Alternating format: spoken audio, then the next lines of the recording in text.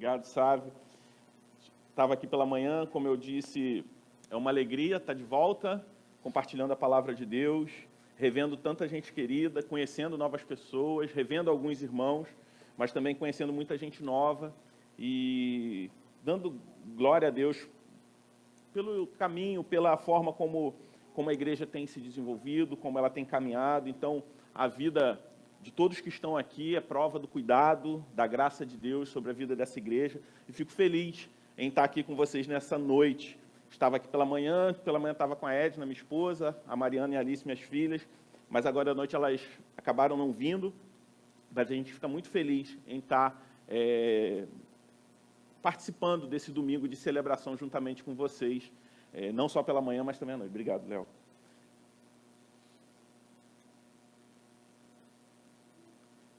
E nessa noite foi me dada uma responsabilidade, uma grande responsabilidade, em dar continuidade à série de mensagens. Quase que eu preguei outra mensagem, sabe? Fora da mensagem. Esses dias fizeram isso comigo. Eu chamei um pregador de fora, aí eu dei o texto, a série, e falou, cara, não tive tempo, não, vou pregar outra mensagem. Tem essas coisas, convidado às vezes pode fazer algumas coisas assim, mas eu não ia fazer isso com o Sávio, não. E ele me deu um texto difícil, porque é falar sobre algo que não é muito popular nos dias de hoje. Porque a gente vive tempos onde as pessoas são canceladas, e a última série, tanto aqui como lá na Igreja do Redentor, foi sobre o Jesus cancelado, sobre falas impopulares de Jesus. Nós vivemos em tempos onde as pessoas são canceladas, às vezes até mesmo por falar o óbvio. Dias em que ninguém pode julgar ninguém, onde pessoas são sensíveis para serem confrontadas em seus erros. Eu não estou falando em serem sensíveis quando as pessoas são agredidas com palavras injustamente, ou até mesmo as pessoas são agredidas com palavras mesmo quando estão erradas, e a pessoa a quem adverte não usa com sabedoria, com brandura, com mansidão para advertir. Hoje em dia as pessoas são sensíveis demais para terem seus erros apontados. Vivemos em tempos onde as pessoas não podem, cada um escolhe a sua própria verdade e ninguém tem o direito de apontar o erro de ninguém. E o texto da mensagem de hoje, dando continuidade à série, na segunda carta de Pedro, fala exatamente sobre um momento onde o apóstolo Pedro adverte e aponta alguns erros em um grupo de pessoas presentes na igreja ali no primeiro século. E é interessante porque essa cultura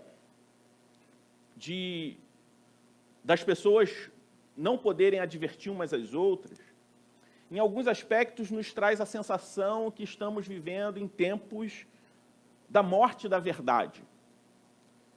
Porque se cada um tem a sua própria verdade, ela se torna relativa. E ninguém tem o direito de julgar a verdade do outro. E pensando assim, eu fico imaginando como seria difícil o ministério, não só do apóstolo Pedro, que dirige essas palavras lá no capítulo 2, você está com a sua Bíblia, você já pode ir abrindo, 2 Pedro, capítulo 2, como o próprio ministério do apóstolo Paulo e também do nosso Senhor Jesus Cristo.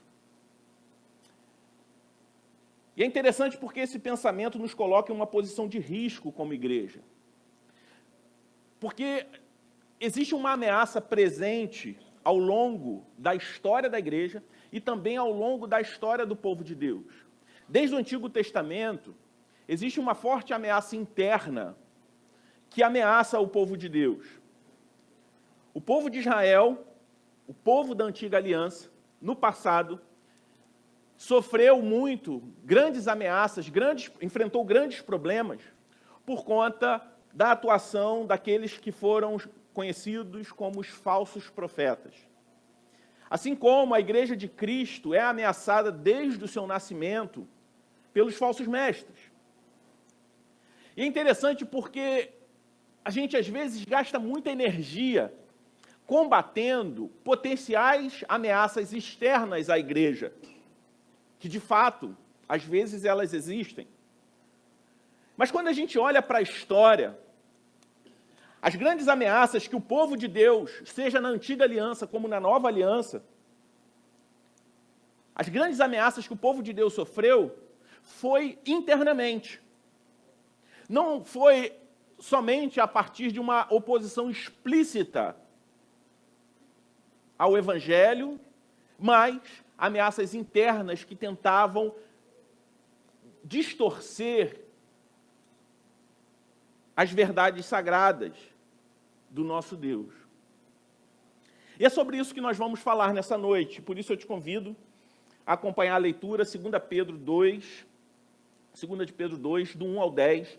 A palavra de Deus vai ser projetada também. Você pode acompanhar a leitura, a palavra de Deus que diz assim: no passado surgiram falsos profetas no meio do povo, como também surgirão entre vocês falsos mestres. Estes introduzirão secretamente heresias destruidoras, chegando a negar o soberano que os resgatou, trazendo sobre si mesmo repentina destruição.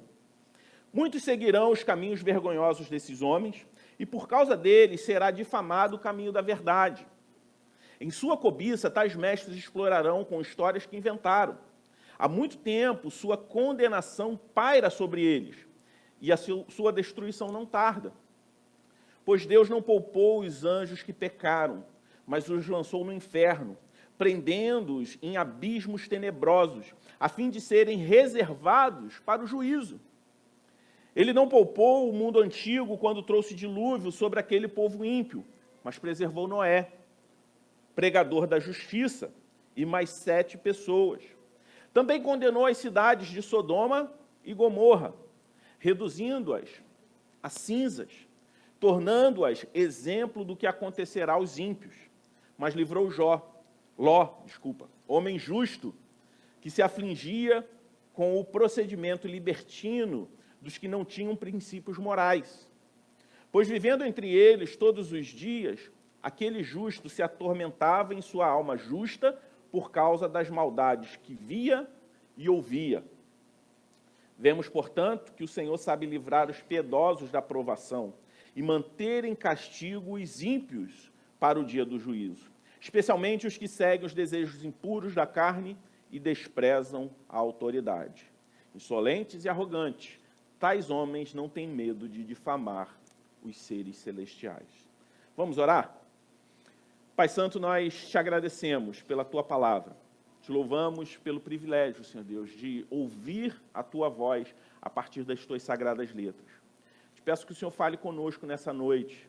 Fale comigo, fale com a tua igreja aqui reunida, que possamos responder com fé aquilo que o Senhor fala aos nossos corações nessa noite, que nossos ouvidos e os nossos corações sejam abertos para receber, Senhor Deus, tudo aquilo que o Senhor quer falar conosco.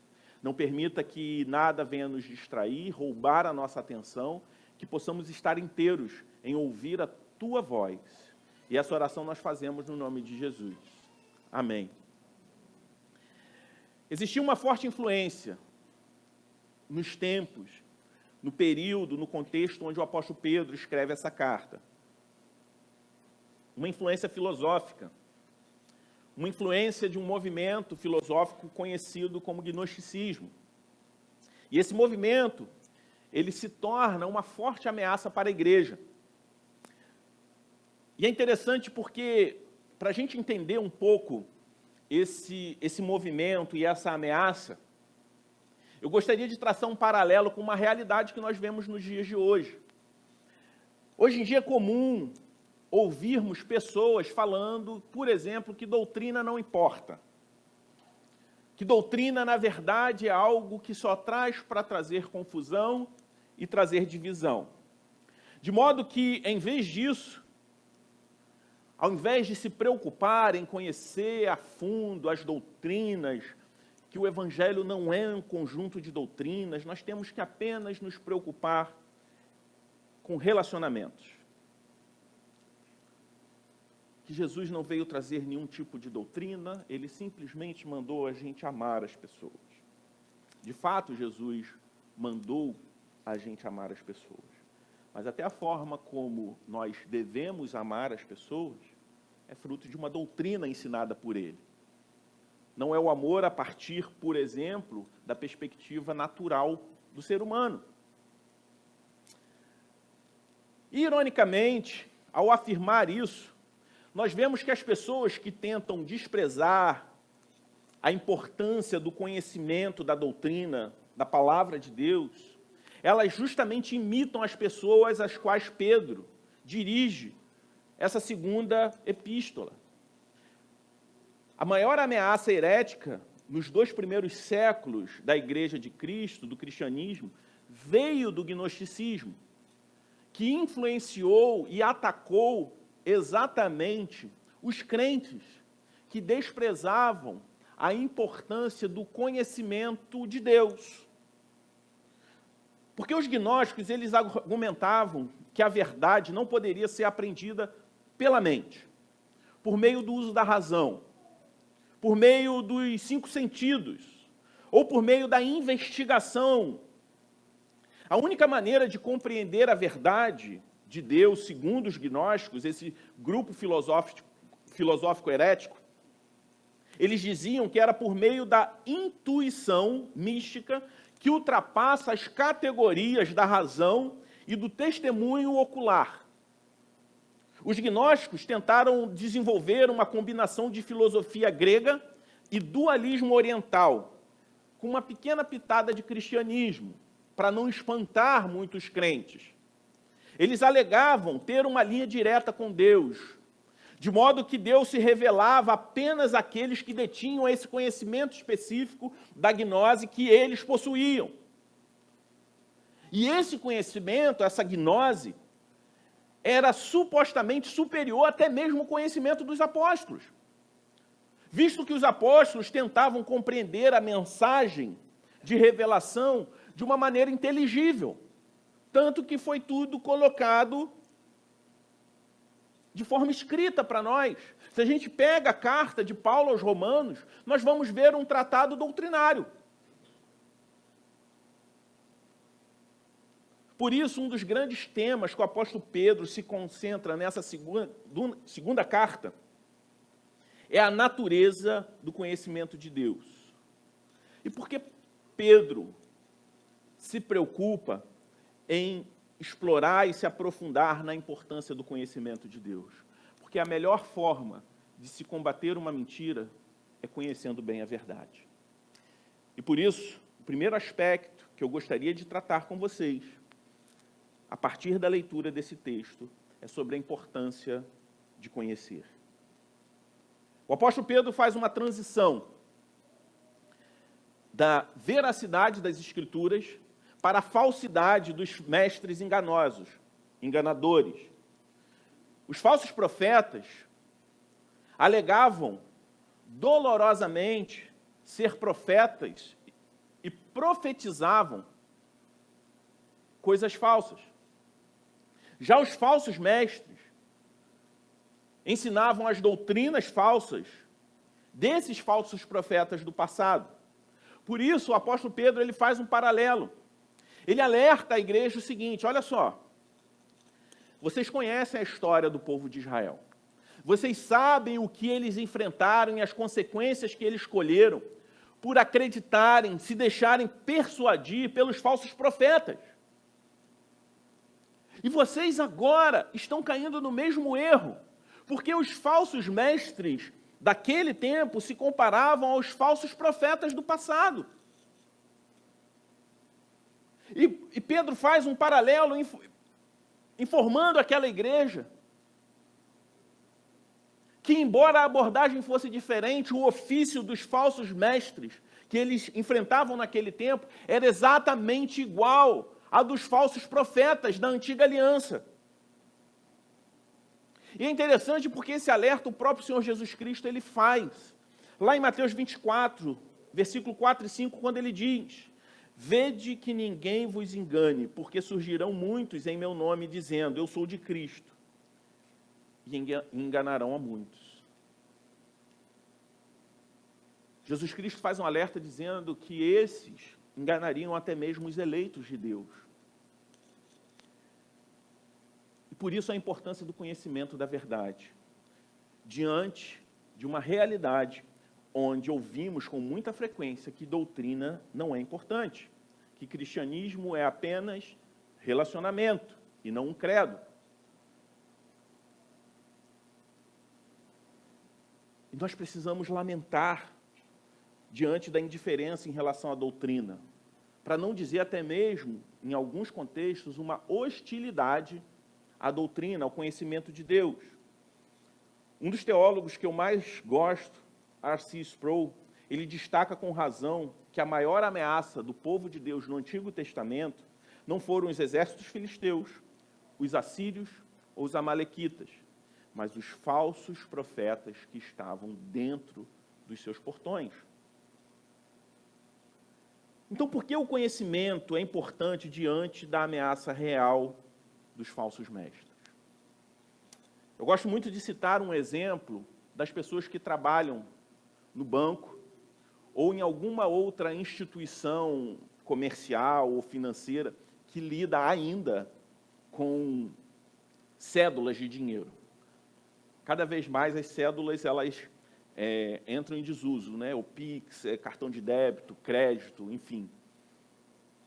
Mas quem precisa lidar com uma quantidade grande, diariamente, com notas, precisa ter um conhecimento específico para saber identificar o que é as cédulas falsas. E como essas pessoas adquirem, como elas são treinadas, como elas adquirem o conhecimento necessário para identificar isso? É conhecendo toda a variedade de cédulas falsas existentes na praça? Seria praticamente impossível, porque a cada dia tem um esperto inventando uma forma diferente de falsificar algo, sobretudo notas. Recentemente eu vi uma matéria onde existe um comércio de cédulas falsas, onde as pessoas compram essas cédulas. E como o treinamento é feito nos bancos e nessas outras instituições? Conhecendo de forma profunda e detalhada as características das notas verdadeiras. E ao se deparar com uma nota falsa, ela vai olhar os mínimos detalhes que ela sabe que estão presentes nas notas verdadeiras para saber identificar uma nota falsa, mesmo que aquela falsificação tenha sido inventada e produzida naquele mesmo dia. Seja uma novidade para o mercado financeiro, aquela nota falsa.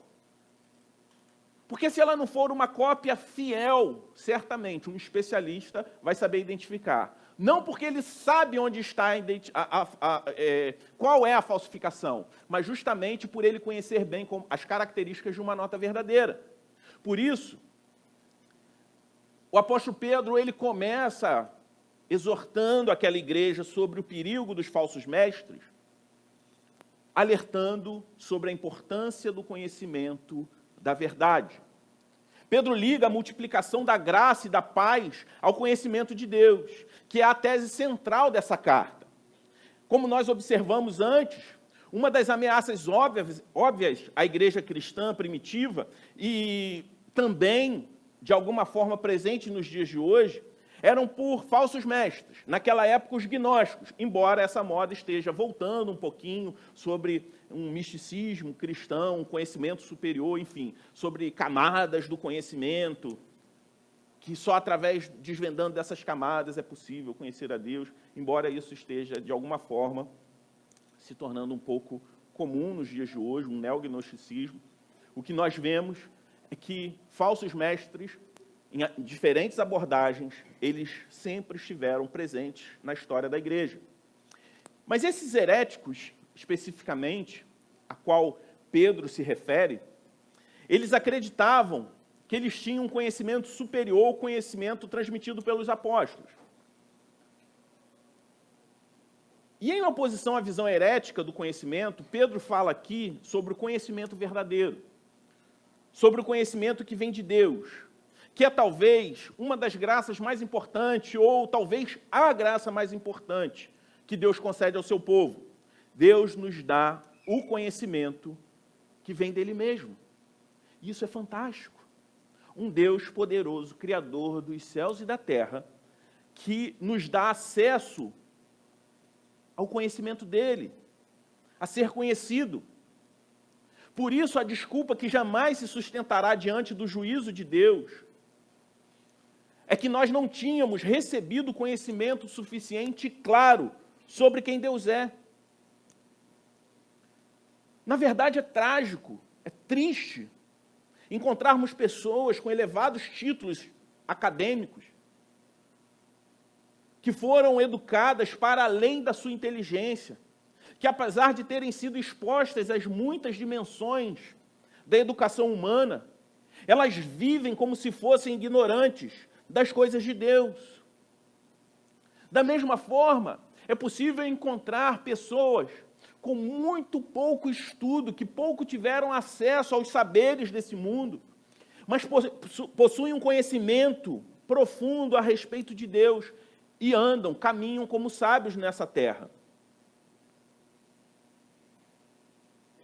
O fato que Deus não nos deixou em trevas, antes se agradou em manifestar o seu ser claramente por meio das coisas criadas, é fruto da graça de Deus. O reformador Martinho Lutero, ele tem uma expressão das trevas à luz, que representa exatamente o período de trevas. E que período era esse? O período onde o povo não tinha acesso ao conhecimento de Deus através das Sagradas Escrituras. Então, das trevas à luz, a partir do momento em que a reforma protestante proporciona o acesso ao livre exame, o livre acesso às Escrituras Sagradas, a Bíblia traduzida na linguagem do povo. Por isso, agora o povo se encontra em luz, e não mais em trevas. Deus não nos devia essa autorrevelação a nós, criaturas dele. Ele poderia ter nos criado e ter se afastado de nós, nos deixando nas sombras, na obscuridade das trevas, sem nenhum conhecimento dele. Ele não nos devia isso. No entanto, ele não apenas nos deu o conhecimento de si por meio da criação, conhecimento esse que nós chamamos de revelação natural, mas ele também nos deu a sua palavra. O Deus que nós cremos não é um Deus calado, é um Deus que se revela, que fala conosco a partir da Bíblia. Podemos não ver esse Deus, mas nós podemos ouvir a Deus por meio da sua palavra. Por isso nós devemos nos espantar diante do fato de cristãos, confessos, não sentirem um desejo ardente de conhecer a Deus por meio da sua palavra. Porque a palavra de Deus é Deus falando conosco. Quando a palavra de Deus é lida, quando ela é pregada, é o próprio Deus falando com o seu povo. A experiência que nós temos numa celebração como essa é uma experiência de contato real com o Criador. Porque nós ouvimos a Deus quando lemos as Escrituras. A adoração a Deus é um momento transcendente, onde nós estamos adorando, louvando a esse Criador e desfrutando da sua presença real a partir da comunhão uns com os outros, porque a igreja é o corpo de Cristo, é Cristo na terra, é o Espírito Santo habitando em nós, para que sejamos povo de Deus, embaixadores dele, para que o caráter de Deus seja conhecido ao mundo a partir de uma igreja reunida.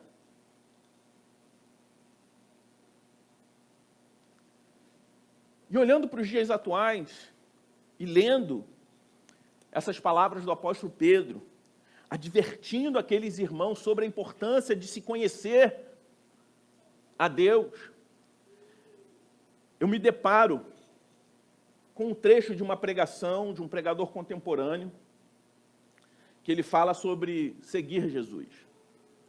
E ele cita, por exemplo, a doutrina dos últimos tempos, do que vai acontecer depois da morte, sobre a volta de Cristo. E ele cita essa doutrina como uma doutrina que é dispensável, que não é importante, como se isso fosse relevante. Que o importante para seguir a Cristo é tratar bem o próximo, é fazer o bem ao próximo. Seguir a Jesus implica fazer o bem ao próximo, isso é óbvio. Mas é possível fazer o bem ao próximo sem seguir a Jesus. Ou melhor, é possível fazer o bem ao próximo sem sequer crer na existência de um Deus. E sobre essa doutrina que o pregador desdenha, a Bíblia ela nos faz um alerta. Por exemplo, em 1 Tessalonicenses 4:13, quando o apóstolo Paulo, escrevendo à igreja de Tessalônica, diz: irmãos, não queremos que vocês sejam ignorantes quanto aos que dormem, para que não se entristeçam como os outros que não têm esperança. Ele está falando o seguinte: olha, você não pode ser ignorante a respeito desse tema. E ele não, quando ele se dirige aos que dormem, ele não fala sobre sono, mas ele fala a respeito daqueles que já morreram. E logo em seguida, o que o apóstolo Paulo apresenta para aquela igreja? Os fatos, os acontecimentos que irão ocorrer na volta de Cristo. Que haverá um encontro triunfal, uma volta triunfal e um encontro maravilhoso daqueles que já morreram em Cristo com aqueles que estão em Cristo e ainda estiverem vivos nesse momento. Será um evento visível, o momento da ressurreição e da glorificação dos corpos. E por que o apóstolo Paulo fala sobre isso e diz que nós, como cristãos, ele está advertindo uma igreja, nós não podemos ser ignorantes a respeito desses fatos, porque nós somos consolados no momento da morte, quando estamos diante da sepultura, do falecimento de alguém, com o fato, com a bendita esperança daqueles que já morreram em Cristo, mas viverão eternamente. Isso nos distingue, como cristãos, a forma como nós encaramos a morte. A certeza que nós temos diante da morte. A certeza que viveremos eternamente. Logo, a doutrina dos últimos tempos, ela é sim importante, mesmo que nas suas variações existam pequenas diferenças a respeito do mesmo fato. Sobre um milênio literal, se vai ser o arrebatamento antes, depois, são diferentes percepções sobre o mesmo tema, mas independente da visão, todos concordam que Cristo vai voltar, ressuscitará os mortos, voltará com os que morreram em Cristo, esses terão seus corpos glorificados, nós nos encontraremos nos ares, reinaremos com Ele, e que viveremos eternamente, e Ele virá para julgar vivos e mortos. Aqueles que estão nele, que têm as suas vidas escondidas nele, viverão eternamente. Mas aqueles que resistiram à graça de Deus, que eram resistentes à graça de Deus, o caminho é de morte. O conhecimento dessa doutrina tem uma aplicação prática na nossa vida. E se Deus falou, isso importa. Falar que doutrina não importa é como se falar o seguinte: eu tenho o direito de ignorar algumas coisas que Deus fala para mim. A doutrina vem da sua palavra, da palavra de Deus. E tudo que Deus ensina, toda a sistematização do conhecimento dele tem uma aplicação prática. A salvação, ela é dinâmica. A vida eterna que nós temos em Cristo, ela começa no momento em que nós somos convertidos a Ele. Embora não vivamos ainda na sua totalidade, na sua plenitude, já vivemos como salvos nesse mundo. E viver como um salvo não se resume apenas em fazer o bem ao outro. Porque fazer o bem ao outro é dever do cristão, mas não é só cristão que trata bem o outro. E porque o conhecimento importa, não só para nos prevenir dos falsos mestres. O conhecimento importa também porque a prática é consequência daquilo que se acredita. Assim como no Antigo Testamento há falsos profetas, no Novo Testamento, nós que somos o povo da aliança, convivemos com os falsos mestres. E o diabo sempre cria uma aparência enganosa daquilo que é verdadeiro. O diabo, ele tenta colocar em descrédito questões importantes, como esse fato que eu citei. O diabo cria falsos mestres, e como consequência dos falsos mestres, nós vemos falsos crentes, produtos de um falso evangelho, que praticam uma falsa justiça, e um dia, não se enganem, esses falsos mestres apresentarão ao mundo um falso Cristo. E hoje, o que mais vemos são cristos fabricados a partir do coração humano, e não a partir da forma como ele se revela nas Escrituras. E qual é a consequência direta desses falsos ensinos? A teologia, ela é mãe da ética. E a conduta é filha da doutrina. Aquilo que uma pessoa crê determina o que essa pessoa faz. Por que os falsos mestres pregavam uma falsa doutrina? Porque viviam uma falsa vida. Essas práticas libertinas eram ensinadas e seguidas. E por causa do seu falso discipulado, o evangelho era maculado e o caminho da verdade era difamado. Aquilo que se faz está ligado diretamente àquilo que se pratica. O apóstolo Pedro elenca também uma das formas de identificar esses falsos mestres, a conduta libertina que eles viviam. Eu não estou falando de pecados pontuais com um subsequente arrependimento, porque a marca do crente não é a ausência de pecado, mas a presença do arrependimento genuíno. E ele descreve tanto os falsos mestres como seus seguidores como libertinos. E como a gente pode ver isso em prática nos dias de hoje? Assim como no passado, ainda hoje, a manipulação da fé das pessoas é uma fonte riquíssima de lucro, de dominação, de poder,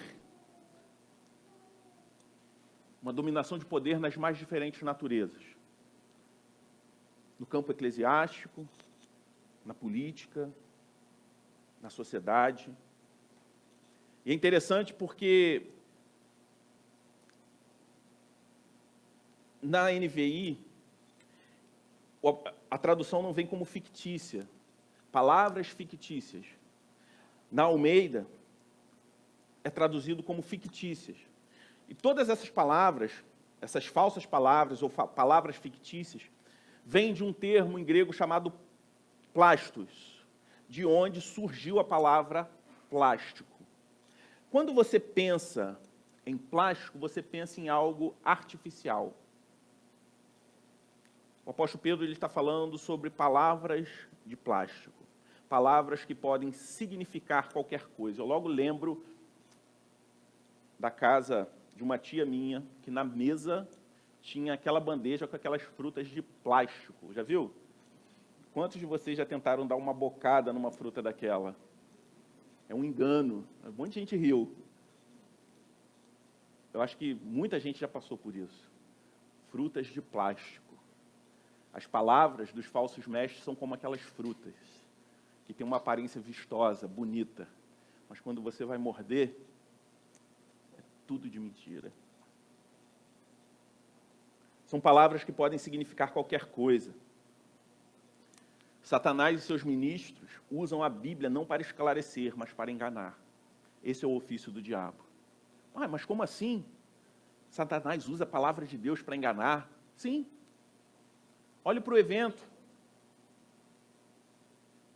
O início do ministério de Jesus, logo após o seu batismo, para onde ele vai? Conduzido pelo Espírito, para o deserto. E o que acontece no deserto? Ele é tentado. E como Satanás tenta ele, das três formas que apontam para todas as formas que somos tentados, cobiça dos olhos, os desejos da carne e a soberba da vida. Usando a palavra de Deus de forma distorcida para tentar enganar Jesus. E como Jesus reage à tentação, à tentativa de engano, usando a palavra de Deus de forma correta. Temos visto florescer no Brasil e também em muitos lugares do mundo, igrejas que são verdadeiras franquias, cujo propósito principal não é a proclamação do Evangelho, mas a arrecadação de dinheiro, a dominação, subjugar pessoas. Igrejas que só visam o lucro, ou as suas portas são fechadas. Pregadores movidos pelo amor ao dinheiro, que esse, não o dinheiro em si, mas o amor a ele é a raiz de todos os males.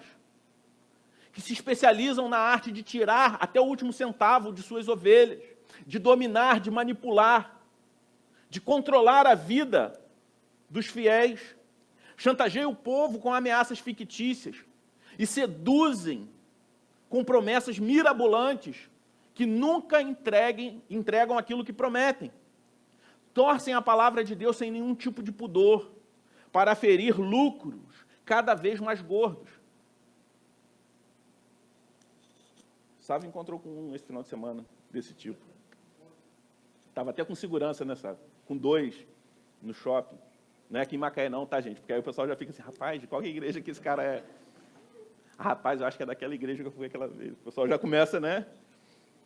A mentalidade nossa é fértil. Mas é interessante, eu lembro um vídeo, a gente compartilhou,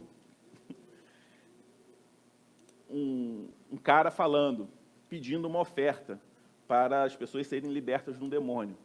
Porque existem demônios, como diz a palavra, só que ele não cita, porque isso não tem na Bíblia, que só saem com dízimos e ofertas. Aí depois tem um vídeo que vaza dele estourando a garrafa de champanhe, né, zoando e tal.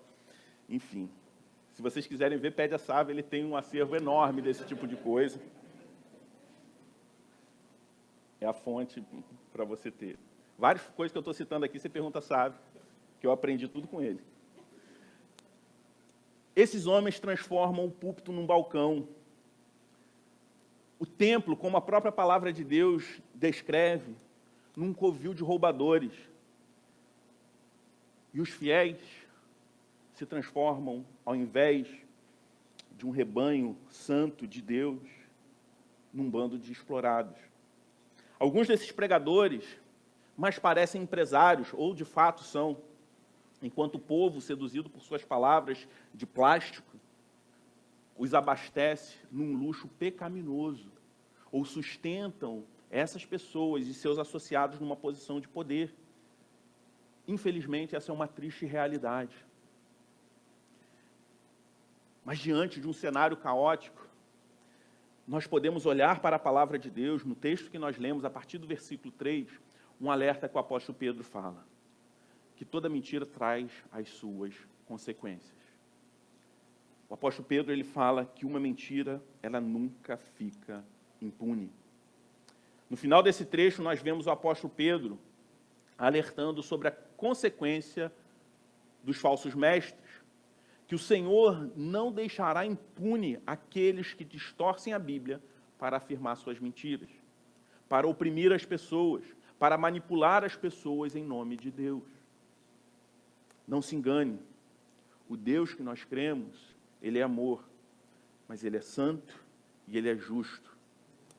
E da mesma forma que nós nos indignamos com juízes injustos, parciais, quando vemos notícias de julgamentos injustos, parcialidade, juízes sendo presos por conta de vereditos comprados, isso nos deixa indignados, aqueles que deveriam ser detentores da justiça, ministros da justiça, como nós respeitaríamos e adoraríamos um Deus conivente com a injustiça. Jamais confiaríamos num Deus que é leniente com a mentira. Exatamente porque Ele é justo e santo, Deus não é indiferente com a justiça e com o pecado. Por isso, o apóstolo Pedro, ele fala que esse mesmo Deus não poupa os injustos e que há condenação para eles, que essas pessoas estão separadas para o juízo. Mas diante dessa afirmação de um Deus que é amor, mas é um Deus que é totalmente santo e justo, e que não é leniente com a injustiça, que não poupa os injustos, você pode ter duas reações diante desse fato. A primeira reação é ficar preocupado, porque de fato você sabe que você também é pecador, que eu sou pecador. Poxa, mas se Deus ele pune, Ele não é conivente com a injustiça e com o pecado, o que será de mim? Existem aqueles também que vivem no auto-engano, que ao ler isso, em nenhum momento se identificam como injustos. Fala assim, eu sou um cidadão de bem, pagador de impostos, fiel à minha família, patriota, não faço mal a ninguém. Até xinguei o cara no trânsito, mas tem gente aí que no trânsito mata o outro. Eu sou justo. Mas a palavra de Deus diz que não há um justo sequer. Não há quem, por suas próprias forças, busca o Senhor, porque não há um justo sequer. Mas o apóstolo Pedro, aqui na carta, ele fala que diante da realidade dos tempos de Noé, Deus poupa Noé e mais 7, porque Noé era o quê? Justo. Ele era pregador da justiça. Não só um justo, mas como pregador da justiça. Ele fala também que diante do pecado, da injustiça de Sodoma e Gomorra, Deus poupa Ló, porque Ló era justo. Talvez eu seja justo como Ló, como Noé, e vou ser poupado. Mas tanto Noé quanto Ló não foram poupados por conta de uma justiça própria, mas porque Deus concedeu graça a eles. Essa afirmação sobre Deus que pune e que não é conivente com a injustiça pode parecer pesada, mas isso aponta para a verdade do Evangelho. Porque, por conta de uma mentira, não de um falso mestre ou de um falso profeta, no princípio de tudo, todos nós perdemos. O primeiro casal criado por Deus se enganou por uma mentira ao invés de confiar na verdade de Deus. Essa mentira que gerou desobediência, ela não ficou impune. E não ficou impune somente aquele primeiro casal, mas todos nós que somos descendência desse primeiro casal criado por Deus. E por isso eu e você passamos a experimentar a realidade da morte física, espiritual e eterna. Tivemos as nossas relações com Deus, com o próximo, com a criação e conosco afetadas. Justamente porque Deus, ele não foi leniente com o pecado, com a mentira, com a desobediência. Aí talvez você que estava naquele grupo, se achando justo, pulou para o segundo grupo. E aí, rapaz, estou contigo, realmente eu não sou justo não. Estamos no mesmo time. Mas quando a gente olha para esse texto, nós vemos o Evangelho explícito aqui, porque nós também podemos ver o caráter de Deus que poupou os justos, embora nenhum ser humano seja justo, exceto o Filho de Deus que andou por esse solo sem cometer pecado algum. Porque Deus providenciou a Cristo, o justo, o único que de fato foi justo nessa terra, para se fazer justiça em nosso lugar. E como Cristo faz justiça em nosso lugar? Recebendo a nossa punição diante da nossa maldade, do nosso pecado, da nossa desobediência, para que a justiça dele fosse atribuída a nós. E agora, eu e você fôssemos declarados justos, não por conta dos nossos méritos, mas por conta dos méritos de Cristo. Ele cumpre a pena no nosso lugar, e a sua vida perfeita, a sua justiça é atribuída a nós, mesmo a gente sendo imperfeito. E essa é a verdade que liberta, diante de muitas falsas verdades que nos cercam. Esse precisa ser o nosso alicerce, esse precisa ser o nosso fundamento para que nós caminhemos, nos aprofundando no conhecimento desse Deus. Porque da mesma forma que uma mentira leva a uma vida de pecado, a verdade do Evangelho produz uma vida totalmente transformada. O versículo conhecido de João 8,32 diz: e conhecerão a verdade vos libertará. E esse versículo é muito mais do que um slogan para ser usado como metáfora para afirmar qualquer verdade que se queira afirmar. Esse versículo, ele aponta para a única verdade que de fato liberta. Ele aponta para a verdade do Evangelho, que é a única verdade que nos liberta de todas as mentiras que nos rondam. Portanto, diante da ameaça dos falsos mestres, das mentiras que nos cercam, dentro e fora da igreja, teorias que ficam nos cercando, tentando interpretar a vida para a gente de uma forma diferente, tenhamos a convicção e o alicerce do Evangelho que fomos salvos, fomos poupados por Deus por causa de Jesus Cristo. E quando nós nos deparamos com a mensagem do Evangelho, como não se maravilhar com um Deus assim? E a nossa aplicação em conhecer mais e mais a Deus é fruto do quanto nós nos maravilhamos dele. Tudo aquilo que a gente admira, a gente quer se aprofundar. Tudo aquilo que a gente gosta, a gente se aprofunda. Quem gosta de carro, lê, assiste vídeos sobre carros. Quem gosta de investimento vai estudar sobre isso. Quem gosta... Se nós nos maravilhamos em Deus, não só amamos, mas nos deleitamos nele, prossigamos conhecendo a esse Deus, entendendo que tudo que Deus fala conosco importa, que o conhecimento de Deus importa, e mais, é o único remédio capaz de nos deixar imunes às mentiras desse mundo. Amém?